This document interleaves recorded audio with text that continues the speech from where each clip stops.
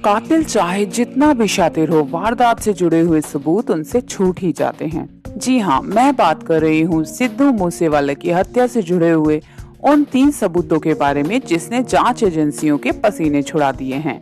मूसेवाला की पगड़ी, पिस्टल और पंक्चर्ड हुए टायर ने इस पूरे मामले को मकड़ी के जाल की तरह फैला दिया है। तो चलिए सिलसिलेवार तरीके से जान लेते हैं कि आखिर इन तीनों का उनके मर्डर से क्या कनेक्शन है। इस कनेक्शन को जानकर वाकई में आपके मुंह से भी यही निकलेगा कि घर का भेदी लंका ढाए। जिस दिन मूसेवाला का मर्डर हुआ, उनकी पजेरो कार पंक्चर्ड थी। अब सवाल ये है कि कार पंक्चर्ड थी या उसे किया गया था, इसीलिए वारदात के दिन महिंद्रा थार से ही निकलना पड़ा था। दोस्तों, इसके बाद मैं आपको बताऊंगी कि उनकी पगड़ी से क्या कनेक्शन है।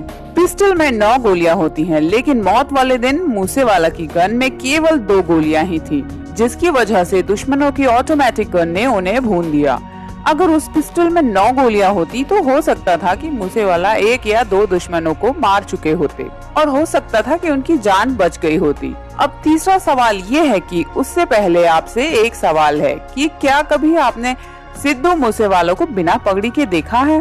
क्या आपका जवाब होगा बिल्कुल भी नहीं। लेकिन जिस दिन उन पर हमला किया गया था, उस दिन वो बिना पगड़ी के ही थे। जी हाँ, बिना पगड़ी के महिंद्रा थार वो चला रहे थे। अब सवाल ये है कि बिना पगड़ी के वो थार चला रहे थे, जब पगड़ी उनकी पहचान है तो दुश्मनों को पता कैसे चला कि वो बिना पगड़ी के थार चला रहे हैं? यानी कि मूसेवाला की पहचान दुश्मनों को कैसे हुई? ऐसे में बड़ा सवाल है। अगर उनका करीबी इन तमाम चीजों की जानकारी नहीं दे रहा था तो ये खबर कैसे लीक हुई?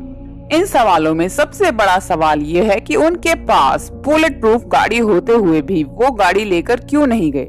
सरकार के द्वारा उनको 2 कमांडो दिए गए हैं, फिर भी उनके साथ नहीं गए। आखिर वो कौन है जिसने उन्हें कमांडो को अपने साथ नहीं ले जाने